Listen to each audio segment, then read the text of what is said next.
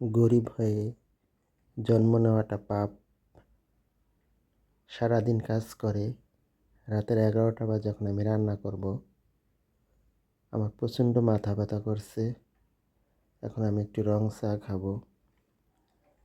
আমার ভাগ্যটা এমন যে ছোটবেলা বাবা মাকে হারিয়েছি, আপন বলতে কেউ নেই, পাশে থাকার মতো কেউ নেই। তো জীবনটা বড় অদ্ভুত। গরিব মানুষ, সারাদিন অনেক কষ্ট করেও রান্না করতে হয়। এখন রাত 11টা। যাই হোক, রান্না করে তো খেতে হবে। আপনারা হয়তো বলবেন, বিয়ে করিনি কেন, জীবনসঙ্গী করিনি কেন? আমি যে মাইনে পাই, ঘর ভাড়া দিয়ে সংসার চালানোর মতন আমার অত টাকা নেই।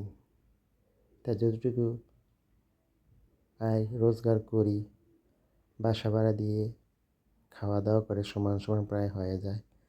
যাই হোক, তারপরও সব আলহামদুলিল্লাহ। তা আমি আজকে রান্না করতেছি কিন্তু রুই মাছ।